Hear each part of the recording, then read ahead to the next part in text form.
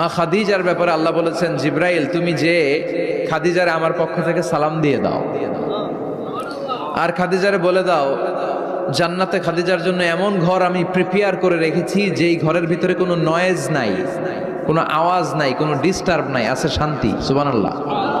কারণ বিশ্বনবীর জন্য খাদিজা নিজের ঘরটার এরকম নয়েজহীন, কোলাহল মুক্ত, শান্তিময় করে রেখেছিলেন। বিশ্বনবী কোলাহল পূর্ণ দাওয়াতি কাজ শেষ করে যখন ঘরে যেতেন, কলিজাটা ঠান্ডা হয়ে যেত। মা খাদিজার ব্যাপারে আল্লাহ বলেছেন, জিব্রাইল তুমি যে খাদিজারে আমার পক্ষ থেকে সালাম দিয়ে দাও, আর খাদিজারে বলে দাও জান্নাতে খাদিজার জন্য এমন ঘর আমি প্রিপেয়ার করে রেখেছি যেই ঘরের ভিতরে কোনো নয়েজ নাই, কোনো আওয়াজ নাই, কোনো ডিস্টার্ব নাই, আছে শান্তি। সুবহানাল্লাহ। কারণ বিশ্বনবীর জন্য খাদিজা নিজের ঘরটার এরকম নয়েজহীন, কোলাহল মুক্ত, শান্তিময় করে রেখেছিলেন। বিশ্বনবী কোলাহল পূর্ণ দাওয়াতি কাজ শেষ করে যখন ঘরে যেতেন,